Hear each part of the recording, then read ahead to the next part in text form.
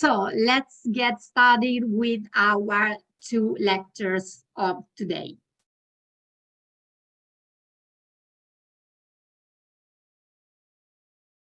Welcome to the fifth and sixth lesson of the Master in Innovation Management of Ascheri Academy.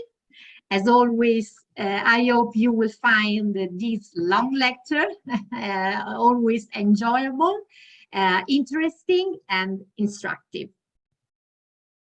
In the module 5, we will deal with the blockchain and its possible applications in business. In order to give you a brief introduction to blockchain, we can briefly sum up some characteristics of the blockchain world. We can say that blockchain is one of the most hyped topics in the computing world, as well as in the financial technology industry.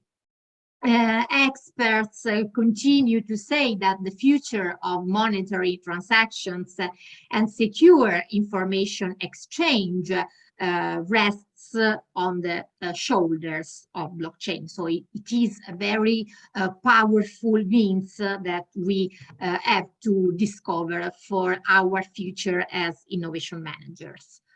Blockchain provides the potential to change how the world moves forward.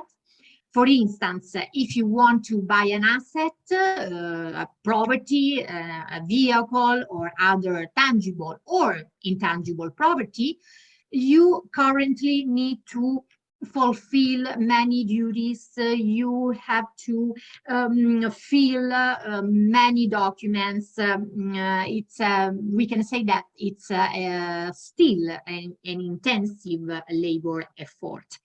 Instead, blockchain makes life easier and accomplishes all these cumbersome functions that I have mentioned within a short period of time.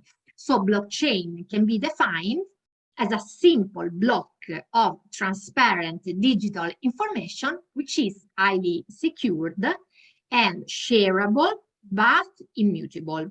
So transparent digital information means that the data is exploited, is traceable, and identifiable, still identifiable. Let's talk about a little bit of the history of blockchain.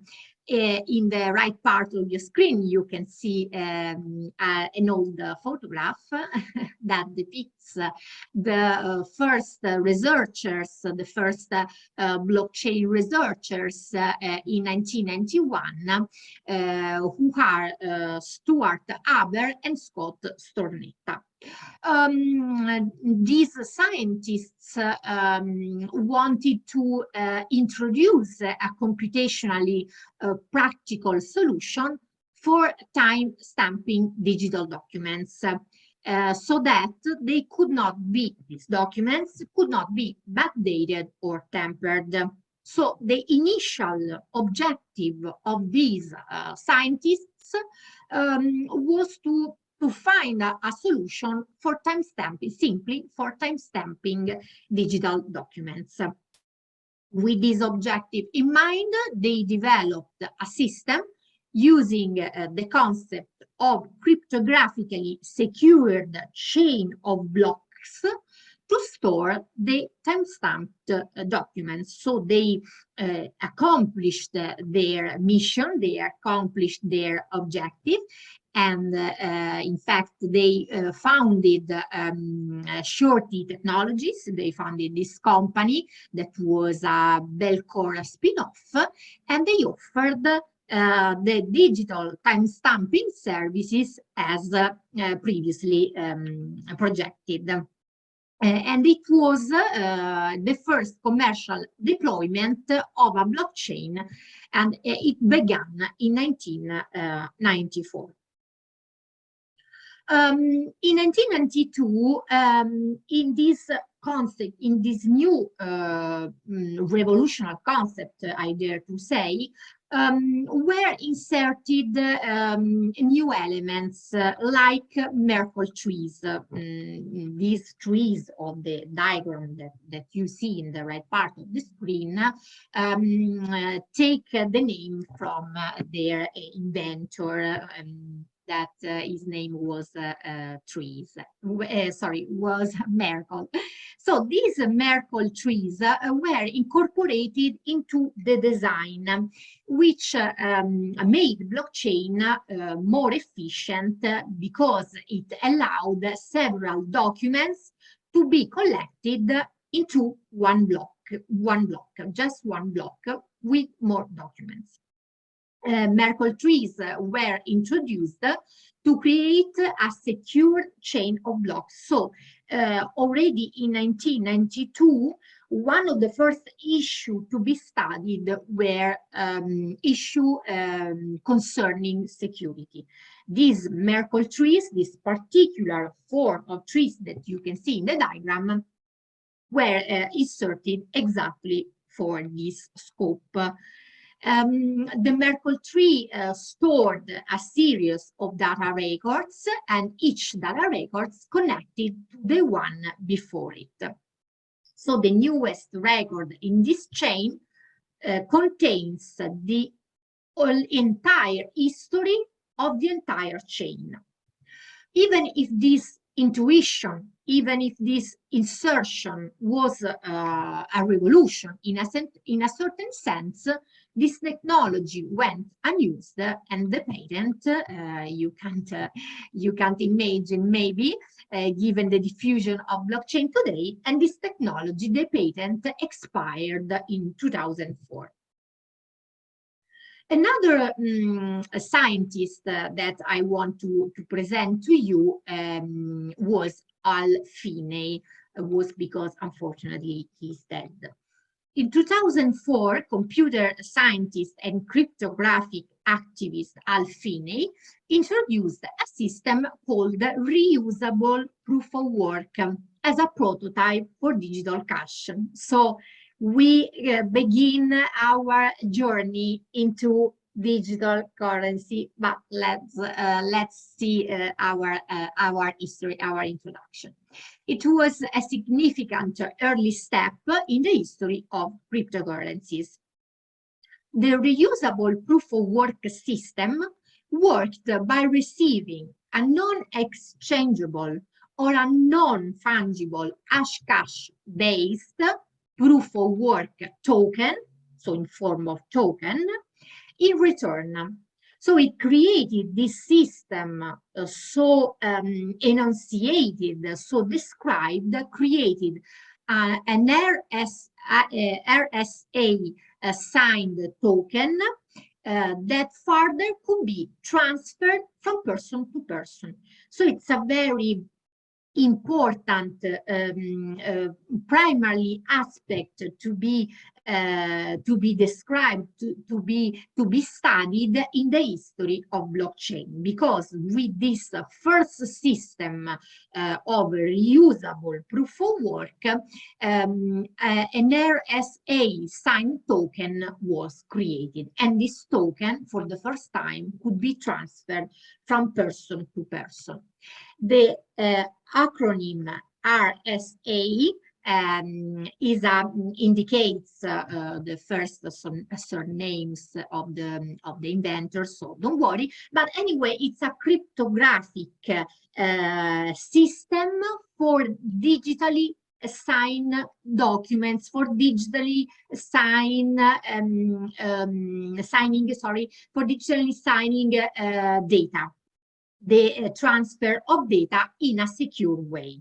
It's all that you have to know. Don't worry about the various acronyms that we will study.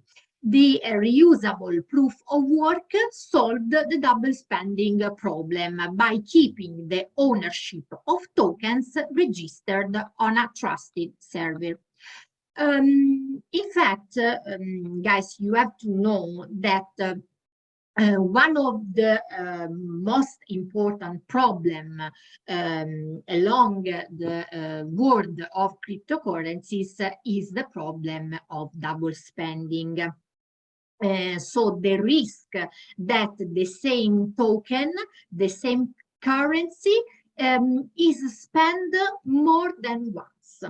With this first system conceived by Alfine, the reusable proof of work, we have a first resolution of the double spending problem. So you can imagine the revolution that was brought by the theory of Alfine. But let's move on.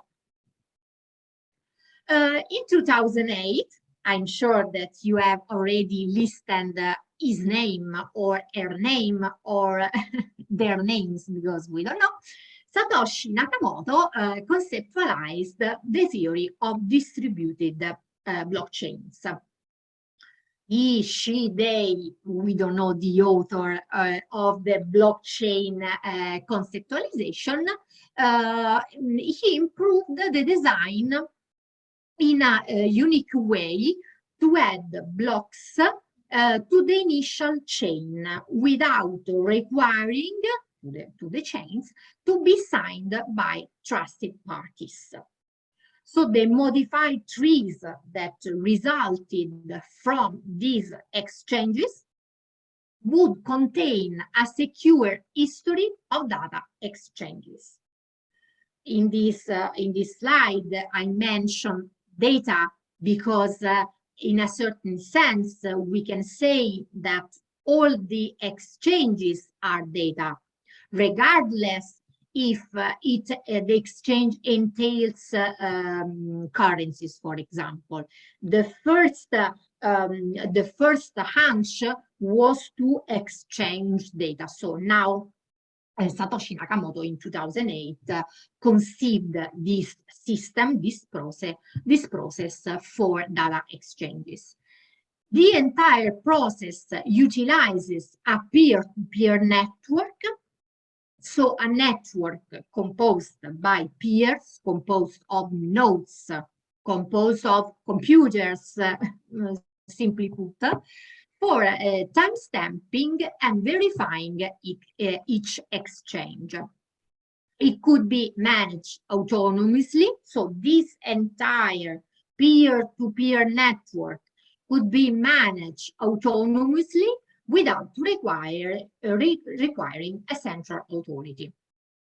So you can guess the great intuition in this system, because this idea entails that no central authority is requested in the exchange of data or the exchange of currencies, as we will see later.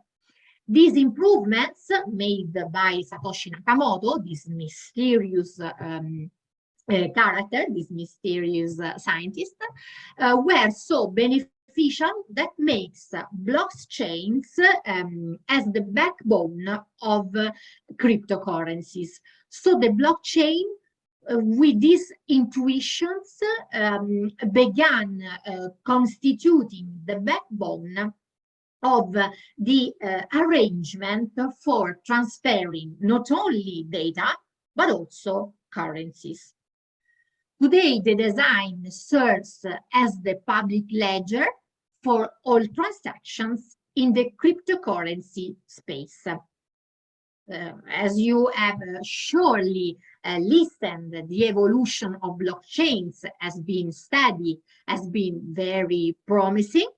The words block and chain initially were used separately in Satoshi Nakamoto original paper, but grew in popularity until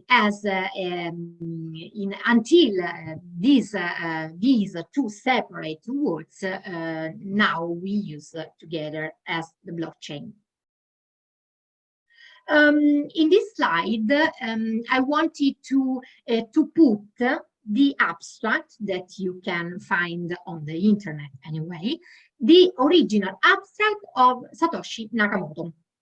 Because by reading his direct word, his or her, no, or their direct words, you can easily understand all this structure that is the base of all the Bitcoin infrastructure. So this is the abstract of the white paper conceived by Satoshi Nakamoto.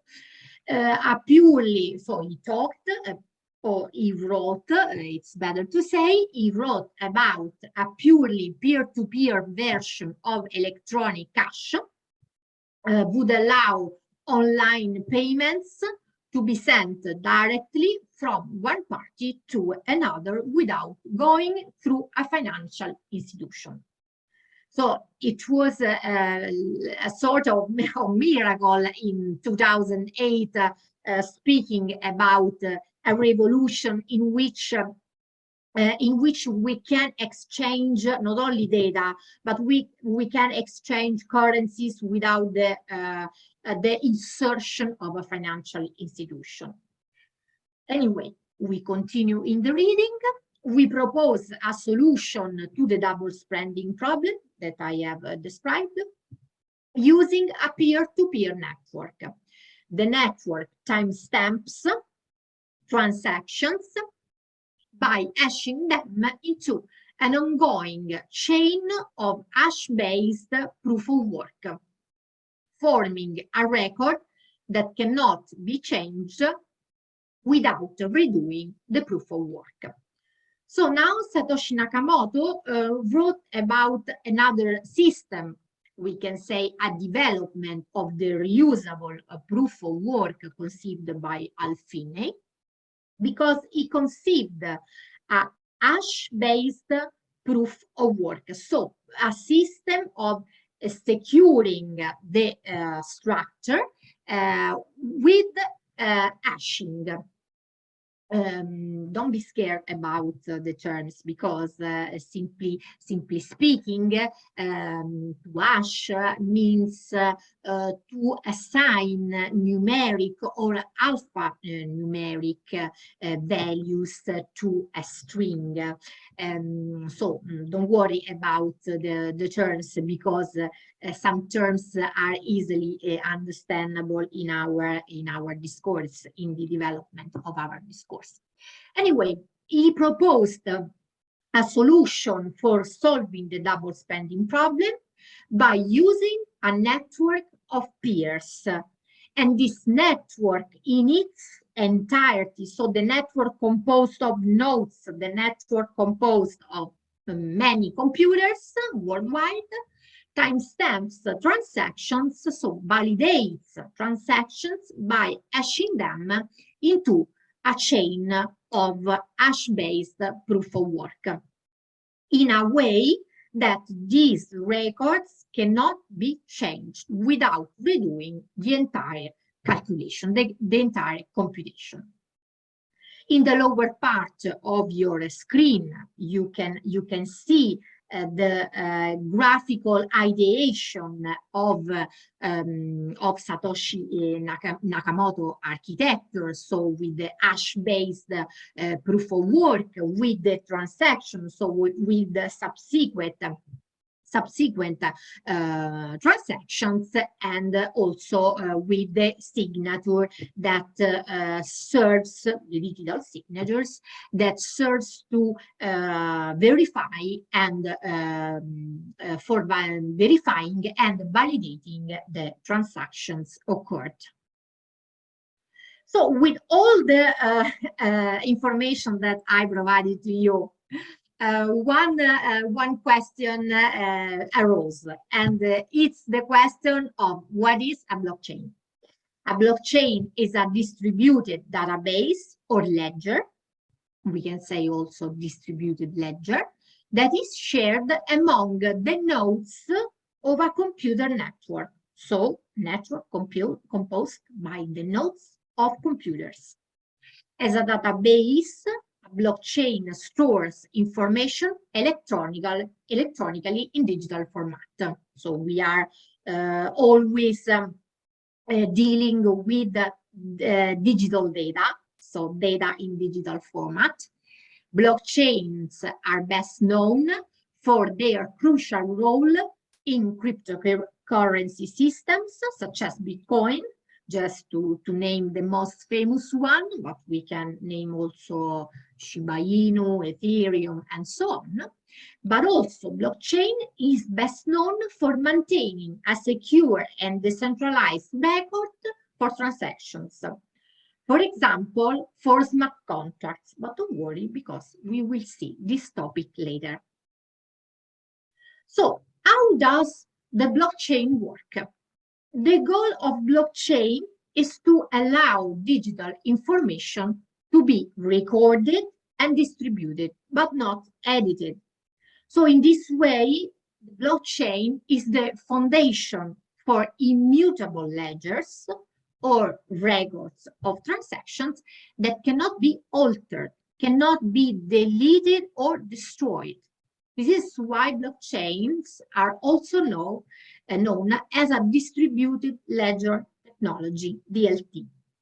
As we have seen, this project was first proposed in 1991 because the concept found from 1991 a widespread application. We have mentioned cryptocurrencies like Bitcoin, but also other applications became very famous and very diffused. Like, for example, applications for decentralized finance that we studied in our previous lecture, but also for the exchange of non-fungible tokens and smart contracts. So in this simple template, I wanted to show to you how a transaction really works. This scheme was taken by Investopedia, and it represents the transaction of a Bitcoin. But as we are learning, the mechanism of transferring Bitcoin is the same of transferring information, signatures, or other forms of data. So the process is the same. A new transaction is entered. The transaction is then transmitted to a network of peer-to-peer computers that are worldwide. This network of computers solves equations, so mathematical calculations, to confirm the validity of the first transaction. Once confirmed that the transaction is legitimate, so the transactions are validated, and they are clustered together into blocks. These blocks are then chained together, creating a long history of all transactions that are permanent, unmodifiable, immutable. Do you remember the previous slide? So the transaction is complete. A simple scheme of how a transaction, in this case of Bitcoin, works, but we can apply this scheme for other exchanges in the blockchain environment. Let's watch this explanatory and interesting video.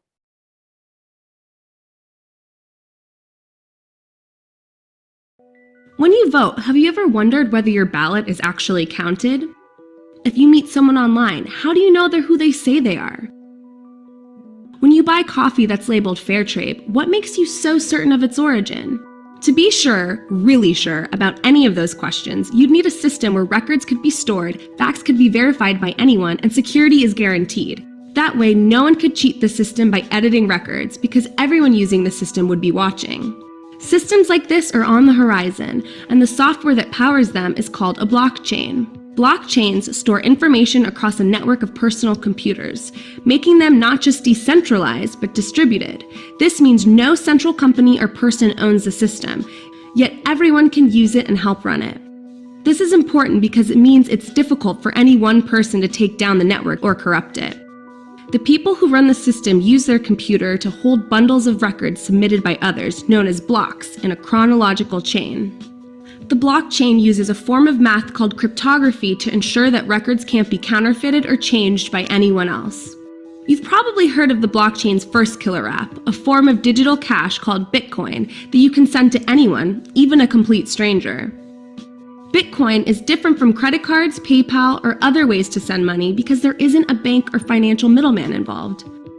Instead, people from all over the world help move the digital money by validating others' Bitcoin transactions with their personal computers, earning a small fee in the process.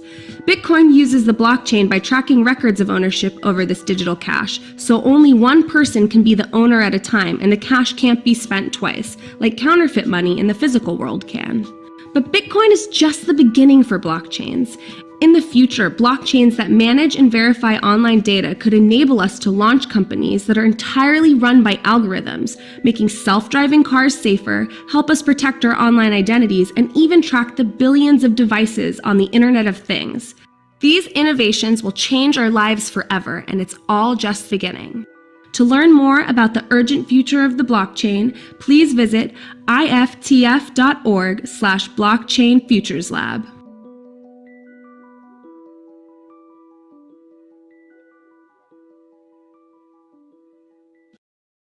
Okay, so this was a video of the Institute for the Future. This was a short video, but very enlightening, I think, because in researching a video to show to you, I found some important points that I want to stress. For example, in this video, you saw that the new structure envisaged by the blockchain ecosystem, we can say, is no more centralized and is no more decentralized, because the new environment composed of nodes, so composed of computers owned by the users, is completely distributed. So no one can prevail, no one has the power to temper, to alter the data, to alter the chronological order of operations, for example, because everyone checks the operation computed in the blockchain environment. So I think we can grasp a great message of equality, for example, because no intervention is needed. A great message of innovation, because to run the entire system, many technological innovations are needed, for example. But let's see other ideas about the blockchain. When you Okay. I want to fix some basic concepts of blockchain, because as you have seen, the entire topic is a little bit difficult, is a little bit complex. I'm trying to do an effort in simplifying everything, but sometimes I think that you have to deepen on your own some concepts that maybe I don't have the time to explain better. But anyway, there are some ideas, some points that I want to fix with you. The first point in the blockchain environment is the role of consensus. A consensus mechanism is a program used in blockchain systems to achieve distributed agreement so distributed accord about the state of the ledger. Generally, it is implemented in a network with many processes, many users. Cryptocurrencies, blockchains, and distributed ledgers benefit from its use, so from this consensus mechanism, because the consensus mechanism replaces much slower human verifiers and auditing. So there is, in a certain sense, in using the blockchain structure, there is, in a certain sense, an assumption. So if you are using this blockchain environment, it's important to know that there is this mechanism that is called consensus mechanism that replaces human intervention anyway. For instance, the Bitcoin blockchain, so the blockchain used for Bitcoin, uses a mechanism called proof of work. Do you remember the white paper of Satoshi Nakamoto and his discussion about the proof of work? So this mechanism called proof of work, which requires computational power. So proof of work requires computational power to solve an encrypted puzzle called the hash. So this assignment of numeric and alphanumeric string. After the hash is solved with computational power by one miner or a group of miners, Bitcoin's proof of work requires that every node on the network, because remember, the network is composed by nodes, every node on the network verifies the data that has been changed with a transaction by checking the data structure, the block header hash, the block timestamp, the block size, and the first transaction. So this mechanism of proof of work, in a certain sense, we can say that is a mechanism for assuring validation, for assuring legitimacy of transaction, and also for assuring the, for example, the real identity of transaction. Not owners, because here we are not talking about owners of currencies and so on, but we are talking, for example, of identifiers of transaction. In the lower part of the screen, you can see some other features of the consensus mechanism that help to understand better, maybe help to understand better this system.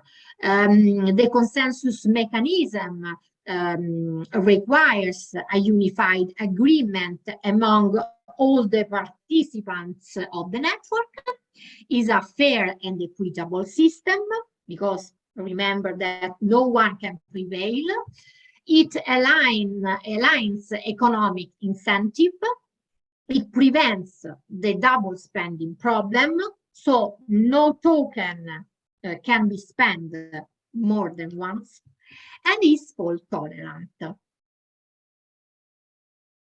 The second element that I want to fix with you, I want to stress in this lecture, is the role of smart contracts in blockchain.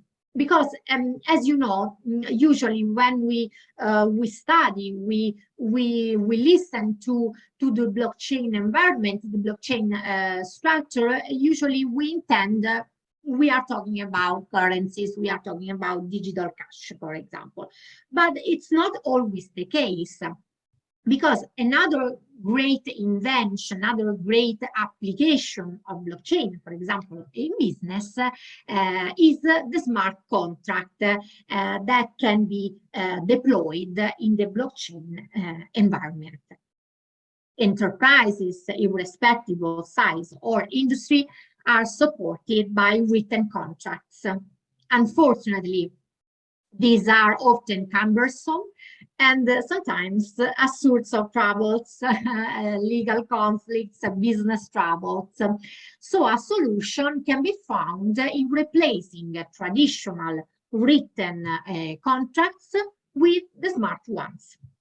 A smart contract is an agreement in the form of a computer program that is executed automatically once certain conditions are met.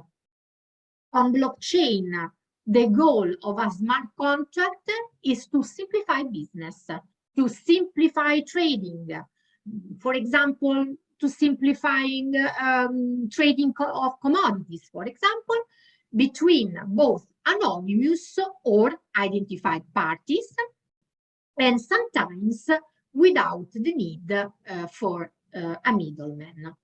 So another important application of blockchain is the smart contract, the possibility of concluding transactions through the usage of smart contracts.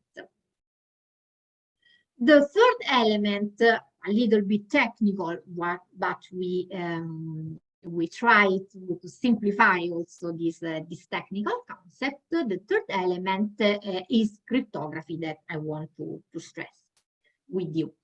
The element, the concept of cryptography was firstly developed by Claude Shannon, the father of the theory of information.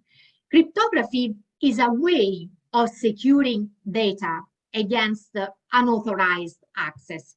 So if you just remember this information, for me it's fine, because the real essence of cryptography is a way of securing data. In the blockchain, cryptography is used to secure transactions between two nodes, so the node of sender and the node of the receiver. In the blockchain network, there are two main concepts in blockchain, cryptography and hashing. We have already dealt with hashing. Cryptography serves to encrypt, to code, we can say, messages in the peer-to-peer network, and hashing, so attaching numerical or alphanumerical string, is used to secure the information block, the block information, and links blocks together in the blockchain, in a way that in every block is contained all the historical passages that were deployed in that block, and in a way that every participant of the peer-to-peer network can check, can legitimate, can validate those blocks, and in a way that no one can alter it. So cryptography primarily focuses on ensuring the safety of participants, on ensuring the safety of transactions, and also for it's used also for security against the problem of the double spending that I have mentioned before. Let's watch this other short video.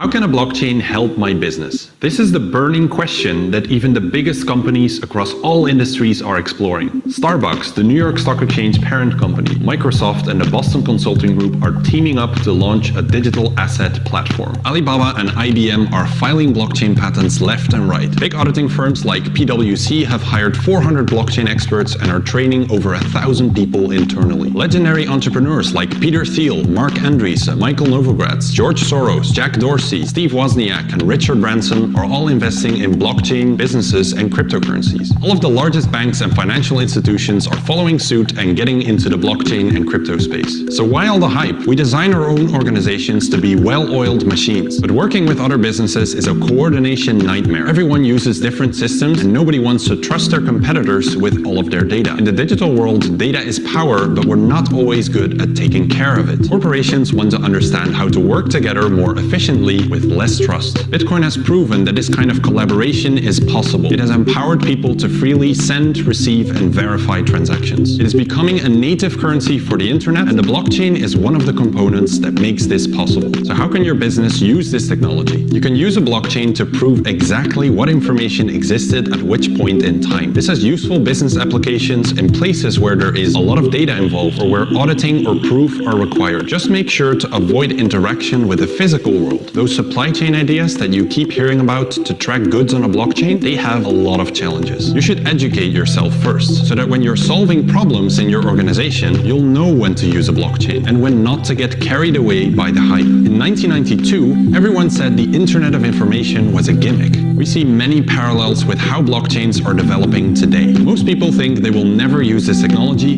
but it's rapidly growing in popularity. You have the chance to be an early adopter. Don't sit out the Internet of Value. Educate yourself.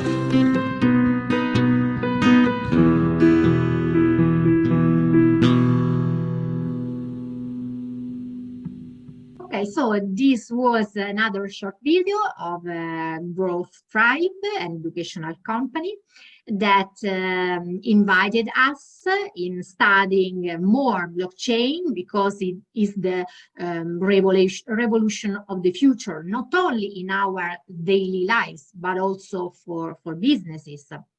A beautiful sentence that the author said is that blockchain, in a certain sense, we can say that empowers people, because it permits not only to exchange data or exchange currencies, for example, but also because every participant of the peer-to-peer network can validate the transactions of the other. So no one can prevail in a structure so conceived.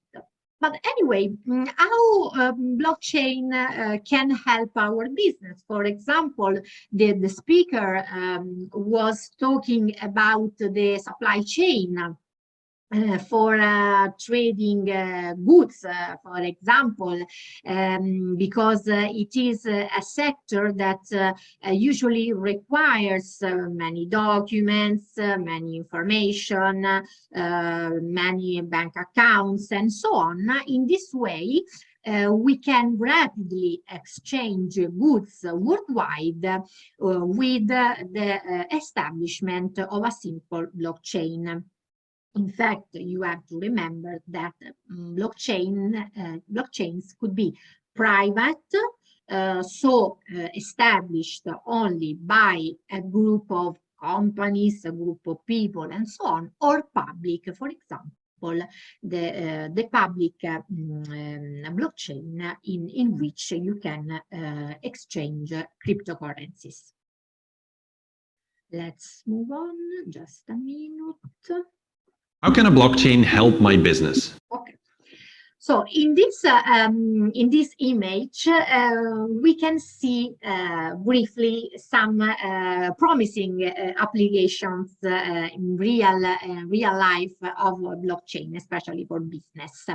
We can use blockchain for money transfers, for financial exchanges, for lending money, for insurances, for real estate.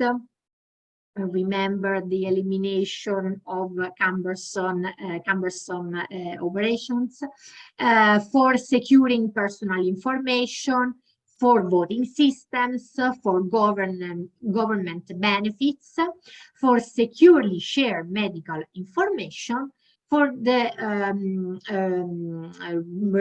receiving royalties of artists, for the exchange of non-fungible tokens, so highly appreciated nowadays, for logistics and supply chain tracking, as we were saying earlier, for establishing a secure network of Internet of Things, for data storage, and also for gambling. So the potential applications of blockchain are vast and promising. In this picture, there are summarized in a very enlightening way, I have to say, some benefits purported by the blockchain technology. You can find this image in the 101blockchains.com website. In the first part, you can see the main blockchain benefits as a better transparency, as the enhanced security, as the reduction of costs, as the assurance of true traceability, and also with the quality of improving speed and efficiency. For general benefits, we have to look at the lower part of the image, because we read the advantages of blockchain technology. With this technology, we can have a high level of security. We can reduce significantly the threats of hackers, unfortunately. We can foster accessibility. There is no need to pay, remember, the middleman, so no need to pay intermediaries. We have an easy tracking of all the transactions deployed. We have the reconciliation automation of accounts, and also faster transactions. In the right part, you can see some blockchain technology benefits, but declined for some business sectors. For example, in trade finance, with the usage of blockchain technology, you can have data integrity, streamlined process, programmable process, market reactivity, and the code reduction. So the need of a reductive need of coding.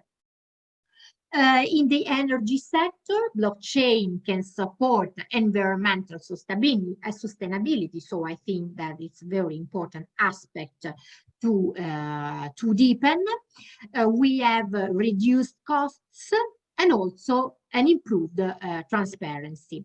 For the real estate sector, we can have the entire tokenization of properties. For me, it's an incredible revolution. We can insert property in a tokenized way. Or also, for example, using blockchain technology in the real estate sector is beneficial because we have the assurance of identity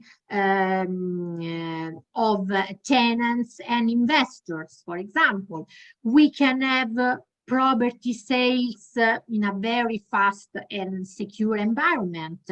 And we have also the possibility of real-time accounting. In the sector of government, we can assure through the usage of blockchain a proper identity management, so no theft of identity. We can support the election in a transparent way, and also we can conceive some resolutions to the problems of finance management. In the healthcare sector, other promising benefits of blockchain are universal patent profile, the drug traceability, so we can know in every moment how and where the drug is located. we can have better clinical trials, and also a correct installment of electronic health record. Although I have accentuated maybe the advantages of blockchain technology, it's better to talk also about some disadvantages regarding the speed, energy, costs, scalability, maturity, and integration. Maybe now we see now this slide, but maybe in the future, or maybe in 5 years, this slide will be completely modified because some disadvantages will be solved. We don't know. But at the moment, the disadvantages are the following. Sometimes there is the problem of slower process because public blockchains, remember that we can have public or private blockchains. Public blockchains are very slow due to a large number of nodes. There could be high energy consumption because just few networks utilize too much energy.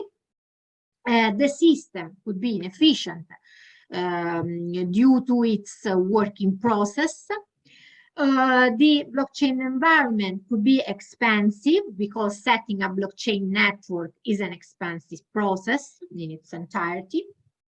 At the moment, there is no interoperability between one blockchain and another because every blockchain requires precise coding and precise standards. So at this time, no interoperability is foreseen for blockchain, for different blockchains.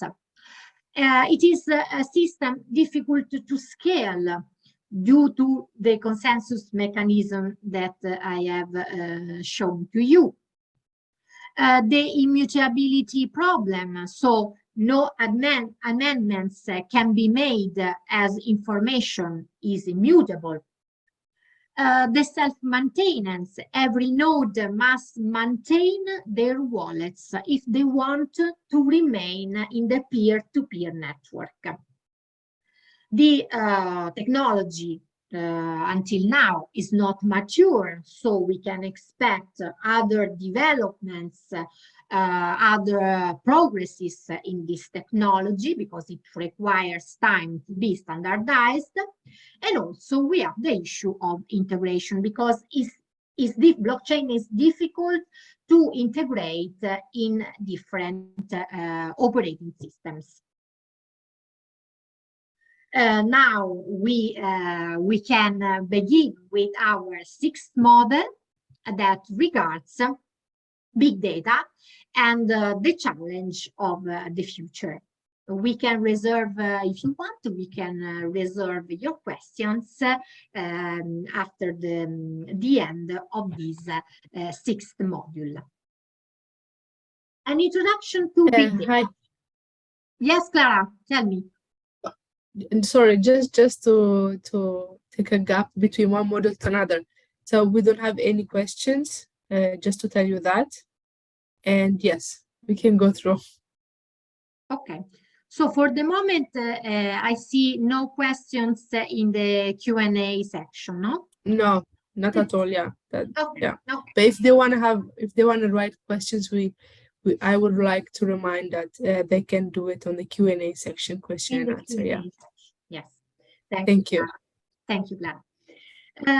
So let's start with an introduction, a simple introduction to big data. Digital data are nowadays collected at an unprecedented scale, an unparalleled scale, in many formats, in a variety of domains. For example, e-commerce, social networks, sensor networks for Internet of Things, in astronomy, genomics, generally we can say in science. This has been made possible by the incredible growth of the last years of the capacity of data storage tools, so for storing data, and also thanks to the computing power of electronic devices, as well as the advent of mobile and pervasive computing, also due to cloud computing and cloud storage. So this is a brief description a brief description of big data. But what is big data? The definition of big data is data that contains greater variety, arriving in increasing volumes and with more velocity. And this is also known as the 3 V's paradigm. So later, in a later stage, we will talk about this paradigm, and we will try to improve these 3 V's paradigm, so don't worry. Put simply, big data is larger, more complex data sets, especially from new data sources. These data sets are so voluminous that traditional processing softwares cannot manage them. So these massive volumes of data that we have nowadays have to be treated with new devices, with new processing softwares in order to respond to new business problems that would have been impossible to tackle, to respond before. This is a simple history line, just to give you a hint of the history of big data. We can recall some important data for the development of big data concept. For example, in 1944, the librarian working in the American university wrote that all the volumes in American university would expand to over 200 million volumes. So this was a data written in 1944. So it was a revolutionary, we can say, counting of volumes of American libraries. In 1949, as we have mentioned earlier, we have the conception of the theory of information of Claude Shannon, and in his theory, he talked about the rapid development of data that he foresaw in that moment for the future. In 1961, we have Derek Prince's research and his scientific knowledge that concludes his work with this theory of law of exponential increase. In 1971, we have the issue of the book of Arthur Miller. So the book that was called The Assault on Privacy, that identified that too many information handlers seem to measure the value of a man by the number of bits of storage capacity that his dossier will occupy. So a revolutionary concept written in 1971. You can deepen all the other passages of this history line in order to have a more thorough idea of big data and its formation in history. But anyway, you know that I'm a practical person, so with this simple picture, I wanted to convey a practical sense of big data regarding the quantity of data, because we maybe hear daily about the problem of big data, but how big? So how these data are big for our scientific discussion. For example, we are talking about 2.9 million of emails sent every second. When we talk about big data, we deal with 375 megabytes of data consumed only by households, so not by business, consumed by households each day. We are talking about 20 hours of video uploaded to YouTube every minute, 24 petabytes of data per day processed by Google, for example. Or we can talk about 50 million of tweets exchanged in a day.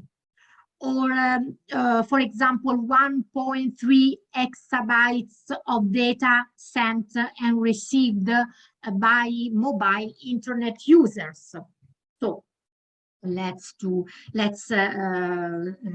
sum up this picture in a practical way. The data exchanged today in the internet, but also in the physical world, are vast, are immense. So now we have new business problems with this vast amounts of data that requires new tools and new instruments in order to solve them. But let's move on, and we will talk about these instruments later. So this is the the paradigm of the 5 V's of big data. So let's characterize this big data. Big data are known, for example, for their volume. So we can talk about the huge amount of data exchanged in the world every day, as we have seen in the previous slide. We can characterize big data with its variety. So different formats of data that come from various sources. We can characterize big data for their value, because it's important not only to count all these data, but also to extract value from this data. And we will see this concept later. Another feature of big data is the velocity.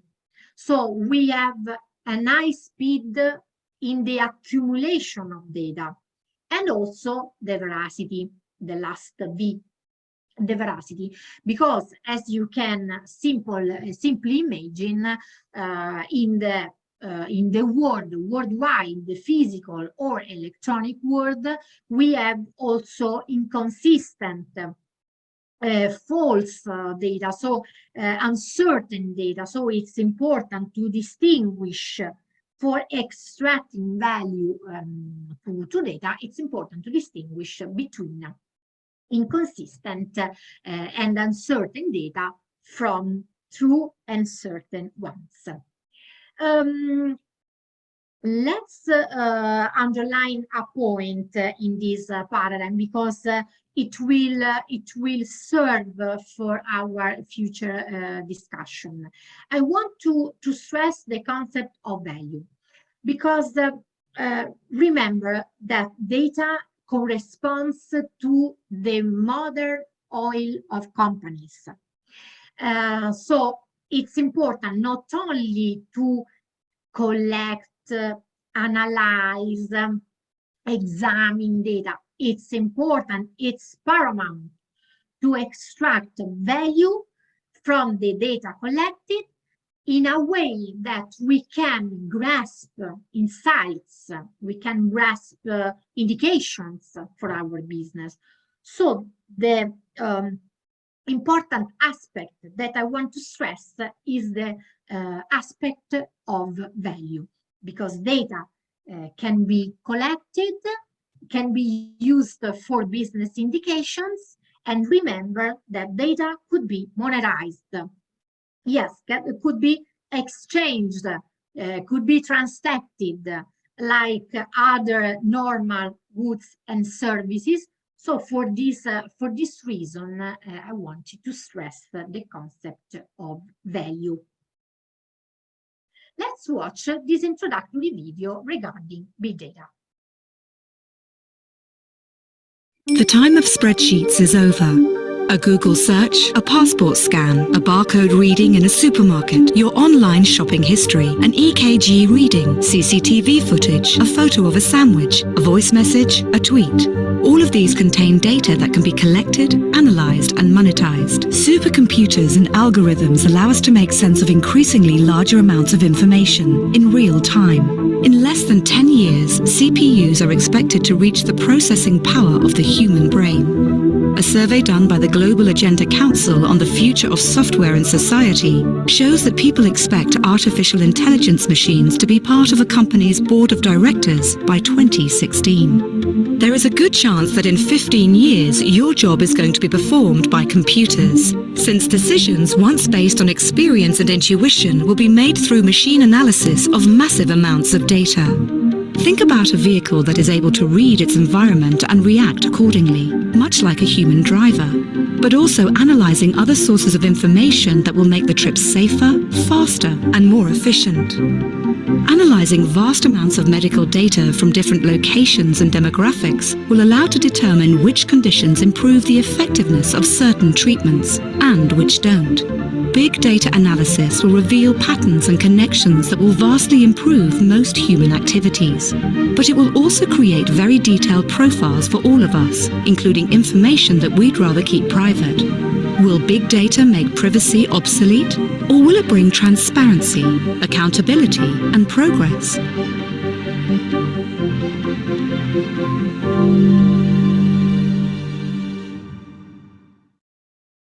So this is a very fascinating video of World Economic Forum that talked about big data.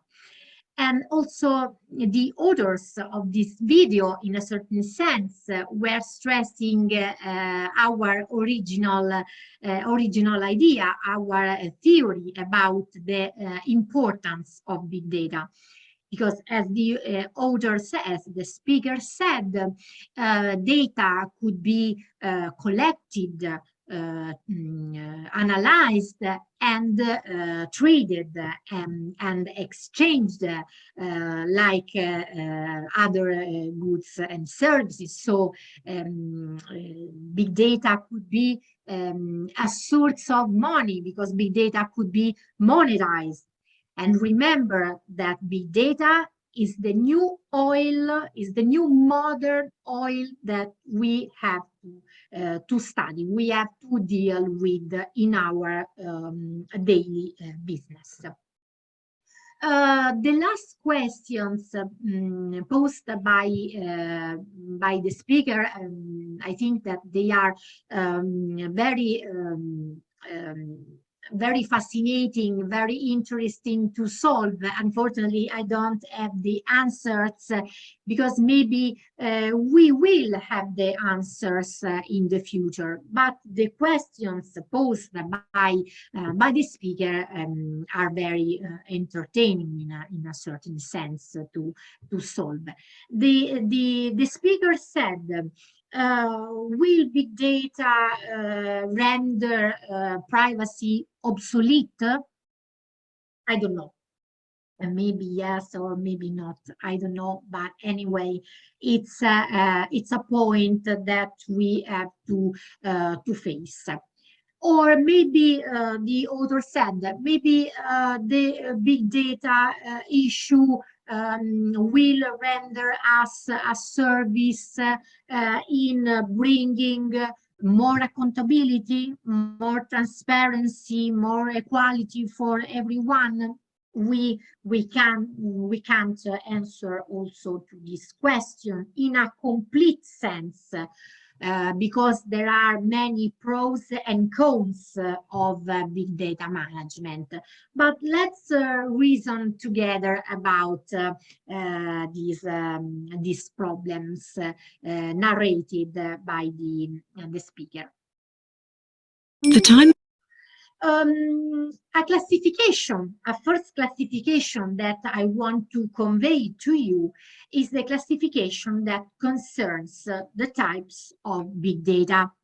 Big data could be structured data. Structured data is the easiest part, is the easiest to work with. It is highly organized with dimensions defined by set parameters. For example, spreadsheets. Every piece of information that is groups into rows and columns, for examples, or specific elements that are defined by certain variables that are easily discoverable. So in that case, we are talking about structured data, highly organized. Then we have unstructured data. Unstructured data is all our unorganized data. You might be able to figure out what it constitutes the major part of our modern data library. Almost everything we do with a computer generates unstructured data. No one is transcribing our conversations or our phone calls, hopefully, no one. Or maybe assigning semantic tags to every message that we exchange, to every tweet we send. So the major part of our modern data library is constituted by unstructured data that we can call also unorganized data. The last category is the semi-structured data that toes the line between structured and unstructured types. Most of the time, this translates to unstructured data with metadata attached to it. This can be inherent data collected, such as time, location, device ID stamp, or email address, for example, or it can be a semantic tag that is attached to an unstructured data in a later stage. So remember, the three groups of data are the structured, unstructured, and semi-structured ones. In this simple table, I wanted to put some useful softwares that we can use in order to construct our big data infrastructure in our business, I mean, anyway. So before delving further into big data infrastructure, let's have a look at the big data high-level landscape. So this is a simple, very simple table that captures high-level segments that demarcate the big data space. It clearly depicts the various segments of big data infrastructure and also the big data technology associated. I wanted to convey this table because it's important to debate about big data, about the concept of big data, about the pros and cons. But when we put a big data strategy, it's important to project not only the physical amount of data that we collect our business, but it's important to establish a proper big data infrastructure that sometimes is also expensive. at least in this moment. Anyway, for the segment of vertical apps, we have examples of predictive policing, Bloomreach, and Mirix. For advertisements or media apps, we can mention media science, recorded future. For the segment of data as a service, we can cite Factual or Kaggle, for example. For the sector of business intelligence, we can mention the famous technologies brought by Oracle, SAP, or IBM. For log data apps, we can use Splunk, Logly, or Samologic. For analytics infrastructure, and we will see later what entails big data analytics, so don't worry.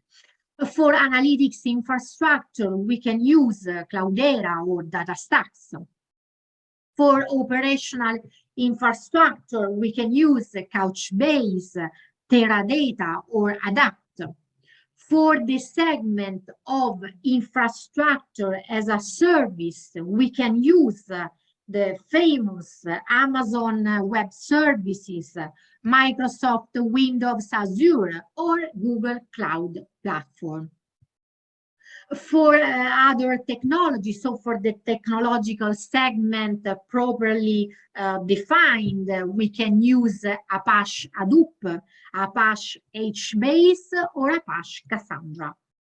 For structured databases, we can use Microsoft SQL Server, so Microsoft SQL Server, MySQL, and PostgreSQL. So these are some examples indicated for every business segment, but maybe you can enrich the rows of the examples with other softwares, other technologies. Regarding the construction, the setup of a proper big data infrastructure, we have to observe some important elements that are essential for our business endeavor, for our commercial endeavor. We can speak about these issues in a superficial sense because they are very technological concepts that you can dig up in a later stage. But anyway, these are some points that we have to observe when we are in the process of constructing a proper big data infraspace. So we have to observe a proper cluster design for big data management. We have to think about a correct hardware architecture. We have to deploy a proper network architecture. We have also to project a proper storage storage architecture for storaging our big data. And also we have to reason about the security issue. So we have to establish a proper security architecture for protecting our assets, so for protecting our data. In this slide, we see our cute robot that is dubious about solving some mathematical challenges. And in fact, in this slide, I grouped some challenges of big data management, and I identified 10 challenges, but maybe you can develop, you can extend this simple list on your own with other important issues related to big data management.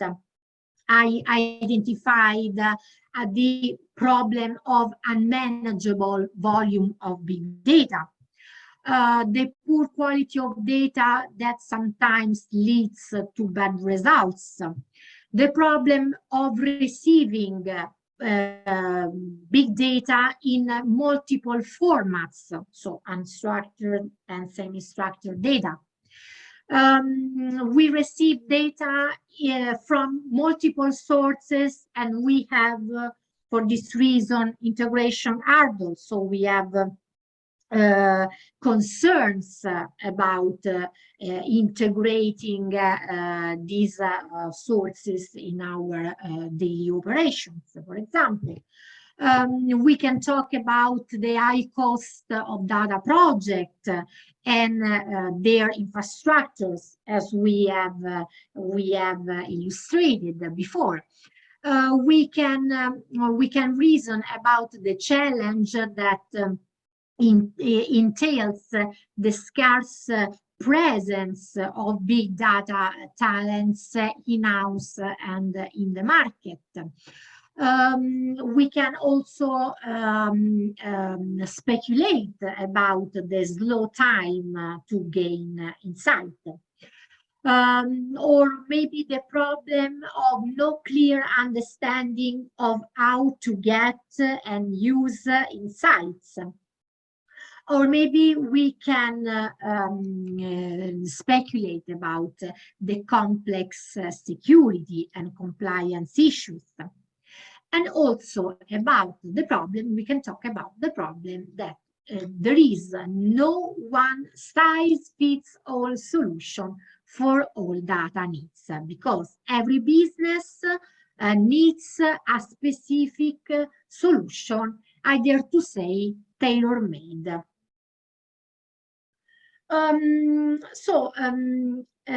I was anticipating before, we have learned that it's important not only to collect together vast amounts of data, because the real power is the information that we can extract from the data collected.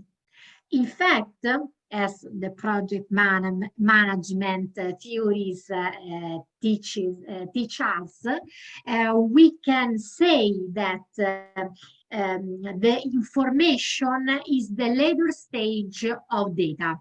So information is something that unites the data with other identifying qualities.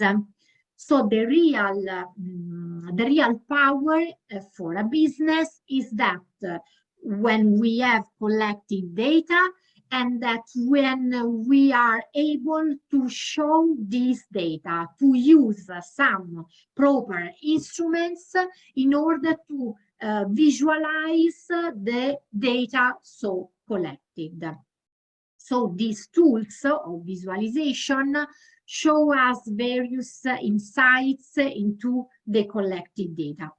Big names like Google and Microsoft collect and manipulate big data to design their business strategies. So let's look at some data visualization tools. We can see this simple slide with the Google chart that is one of the easiest tools for visualizing huge data sets. Google chart holds a wide range of chart galleries, from a simple line graph to a complex hierarchical tree-like structure. We can mention Tableau. Tableau Desktop is an amazing data visualization tool intended as a software as a service for manipulating big data, and it is available to everyone. We can mention D3 or data-driven document.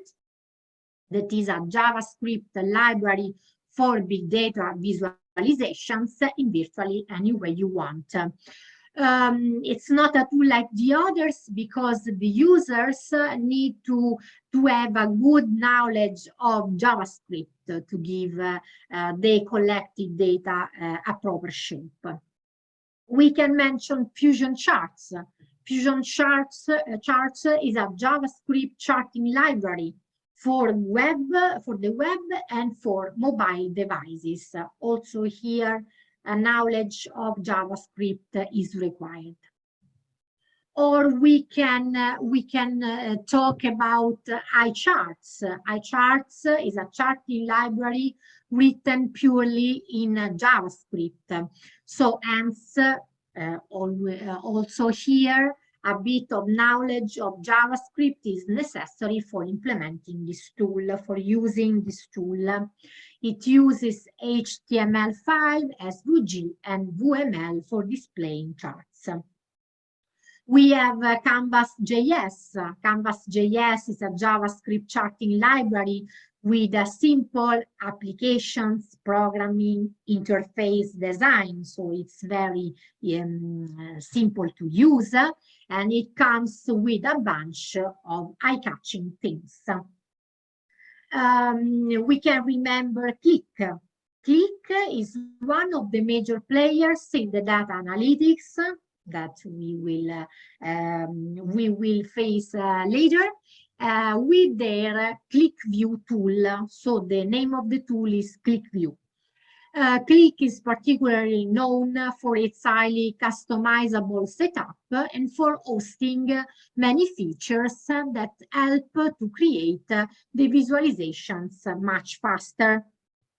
And lastly, we can mention the possibility of using Data Wrapper as an easy to navigate user interface where you can easily upload a CSV file to create maps, charts, and visualizations that can be quickly added to reports.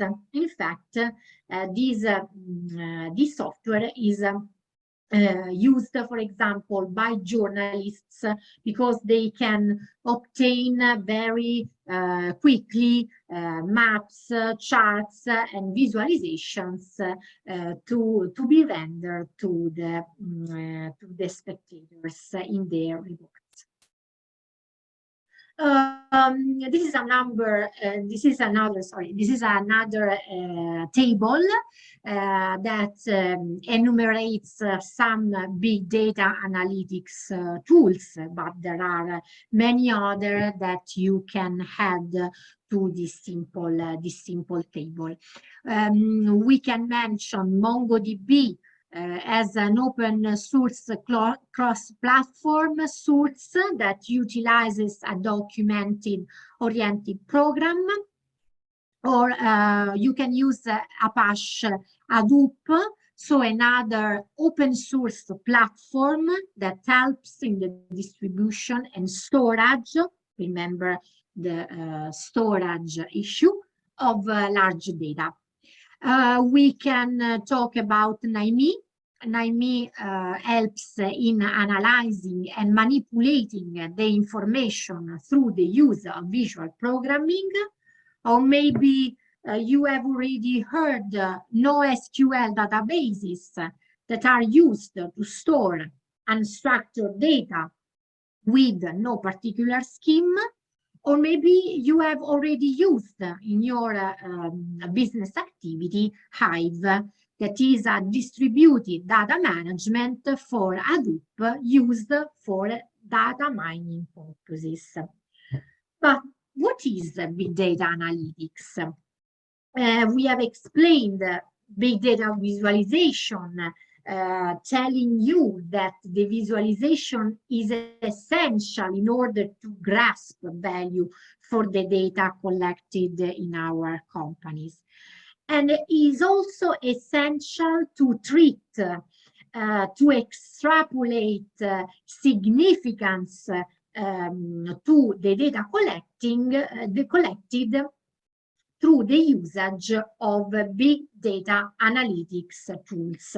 So big data analytics entails the process of collecting, examining, analyzing data for the sake of our business in order to obtain insights, to predict trends, to make better decisions for the future of our business. Another point that I want to insert in our discussion of today concerning the big data is machine learning. As you can imagine, the huge amounts of data collected nowadays required new technologies to be sustained, because the big data paradigm of today is a paradigm of computing that entails large quantities of data, more considerable than has ever been assembled in human history. And this new big data paradigm is used to fuel applications, to fuel analytics and machine learning. So this vast quantity of data is enabled by modern technologies, by modern data gathering tools, as we have seen, primarily connected to cloud computing that can collect information from users and on platforms around the world. So for resuming our discourse, we can say that new technologies are fundamental in order to extract value from our oil, from our modern oil, that is big data. So new developments in cloud application and in machine learning are, I dare to say, essential in order to drive analytics with our business, and in order to turn these vast quantities of data into actionable information. Because remember that it's important to transform simple data in actionable information for the sake of our business. Another concept in big data that I want to give to you is predictive analytics. Predictive analytics in conjunction with big data. How do they work? The art of predictive analytics is that it's possible to model most things. But underlying this idea is the notion that between the data parameters, there is a cause and an effect relationship. That is to say that as some data parameters change, the cause, other data parameters will change in response, the effect.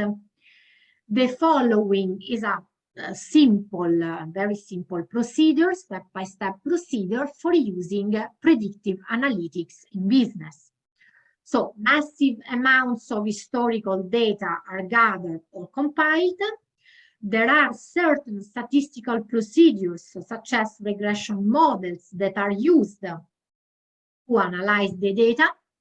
The results of these evaluations are used to make forecasts about future events, and these future predictions can be used for helping the decision-making process for business improvements, for waste reduction, for cost savings, and so on, for all the problems concerning our commercial endeavor. Another technology that I was anticipating before, but that I want to stress now in the usage of big data is cloud computing. The application of cloud computing is a recent trend to settle and to handle the relevant issues of big data. The question at the base of the usage of cloud computing in big data is that the processing of big data demands large computational infrastructure for data analysis. And this demand can be fulfilled by the integration of cloud computing and big data.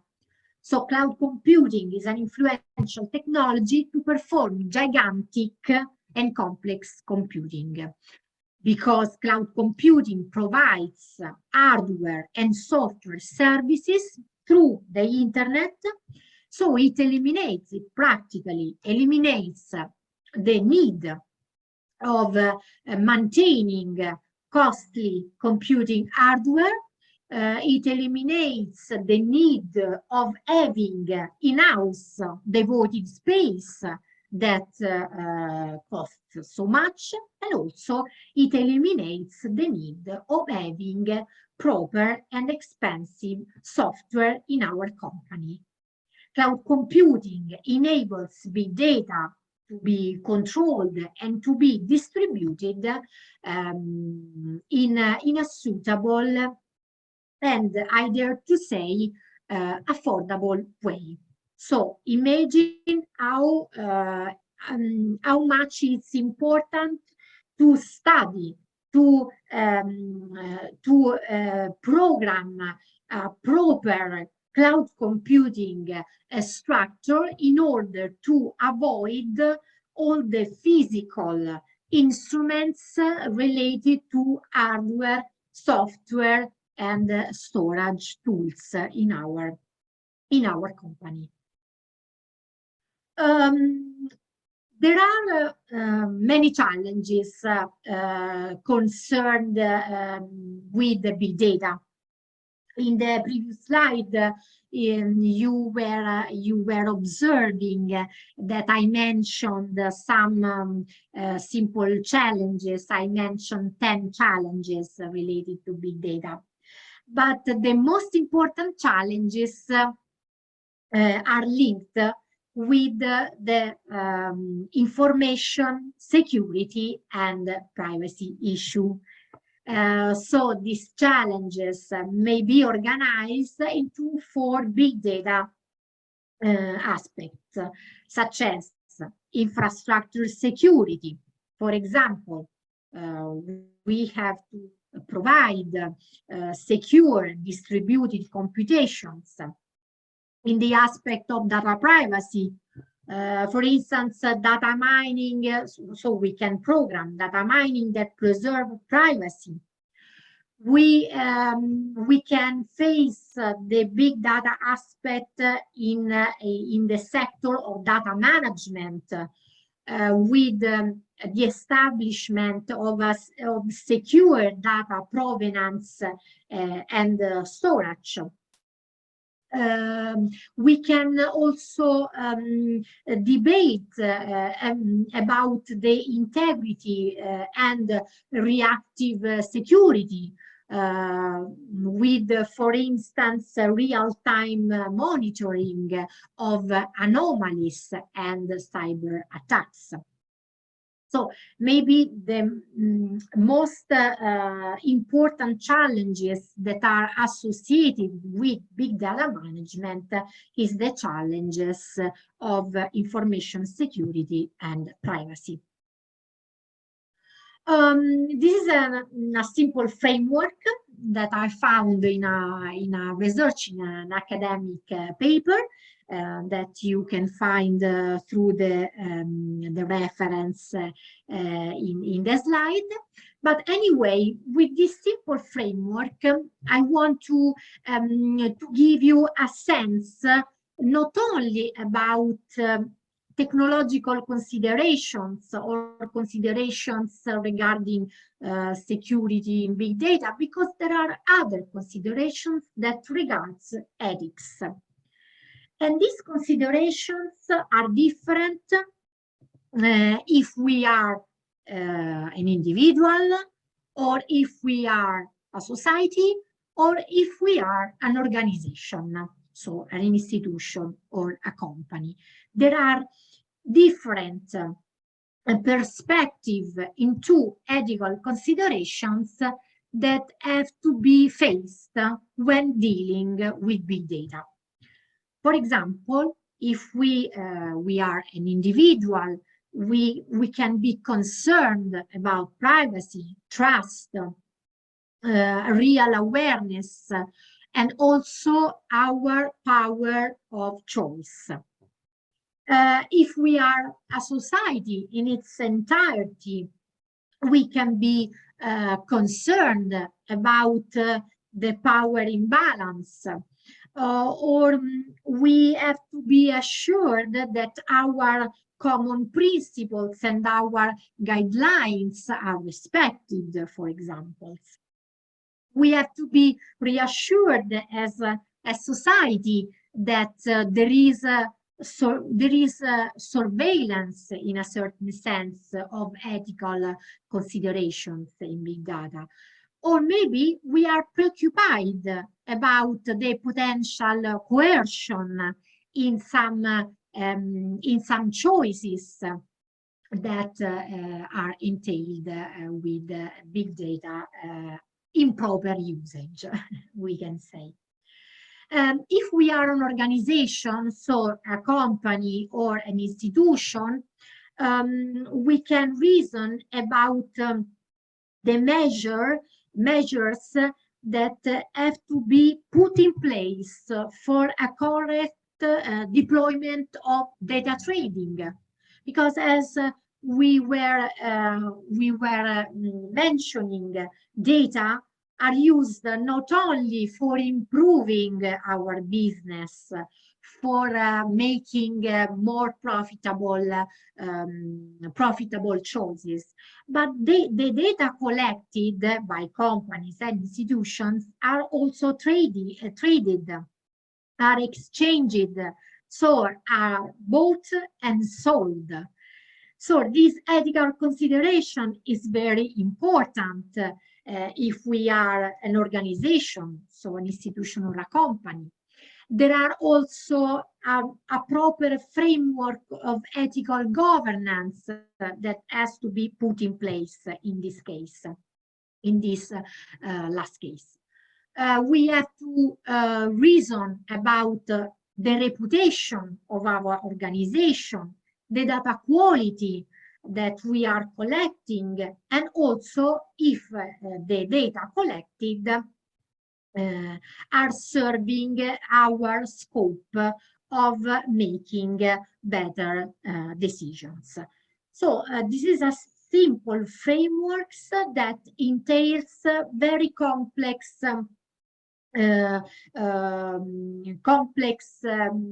speculations, complex reasonings with the different perspectives brought by different stakeholders. This is the last video of today. We will listen to the speaker in a TED conversation, and he is reasoning about the importance of big data today.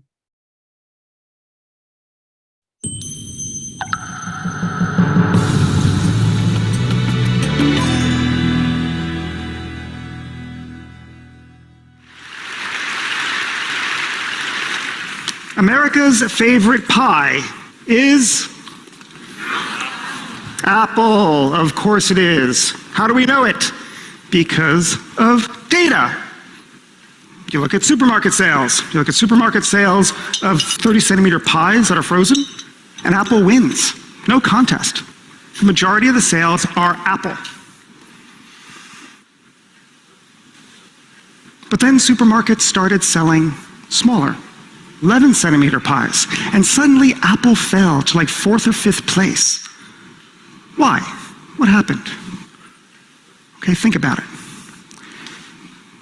When you buy a 30-centimeter pie, the whole family has to agree, and Apple is everyone's second favorite. But when you buy an individual 11-centimeter pie, you can buy the one that you want. You can get your first choice. You have more data. You can see something that you couldn't see when you only had smaller amounts of it. Now, the point here is that more data doesn't just let us see more of the same thing we were looking at. More data allows us to see new. It allows us to see better. It allows us to see different. In this case, it allows us to see what America's favorite pie is, not Apple. Now, you probably all have heard the term big data. In fact, you're probably sick of hearing the term big data. It is true that there is a lot of hype around the term, and that is very unfortunate, because big data is an extremely important tool by which society is going to advance. In the past, we used to look at small data and think about what it would mean to try to understand the world. And now we have a lot more of it, more than we ever could before.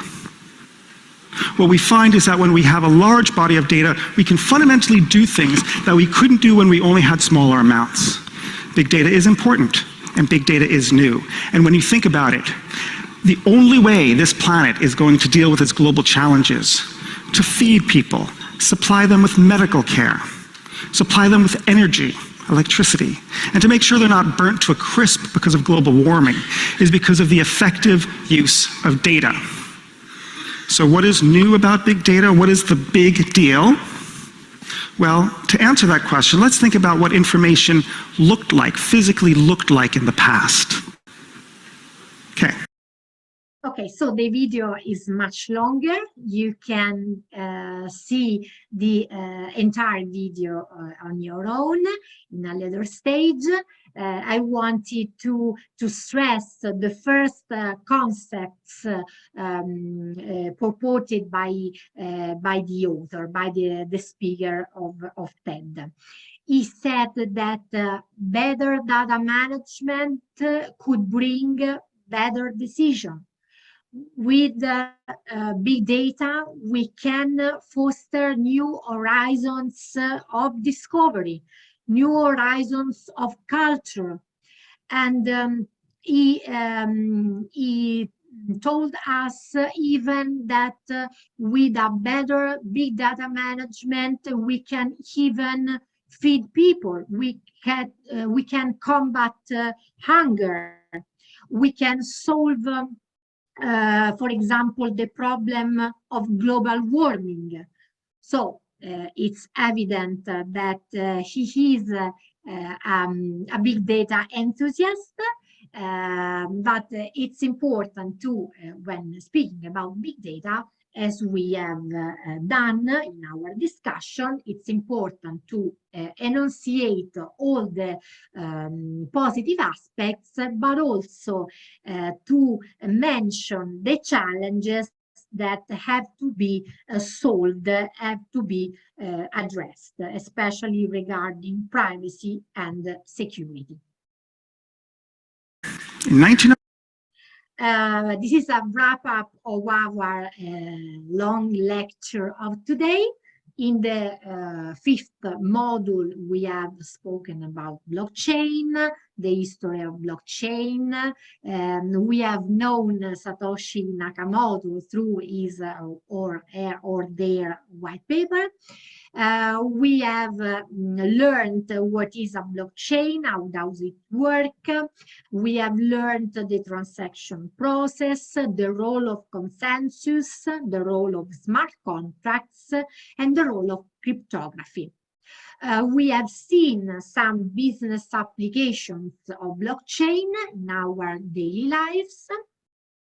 We have faced the blockchain technology benefits, and we have briefly spoken about the disadvantages of blockchain technology.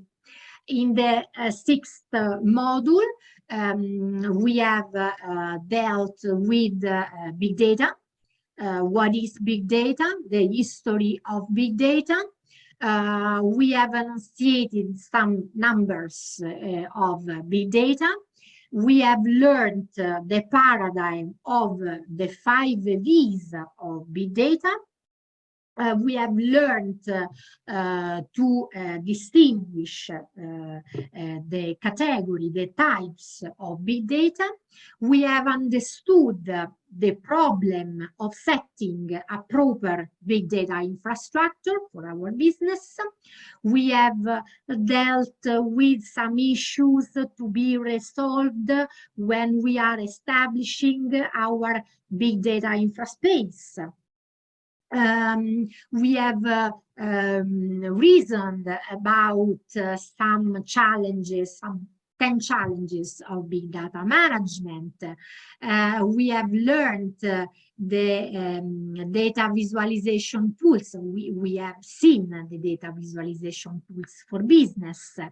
We have learned the importance of big data analytics, and we have also seen some practical tools in big data analytics.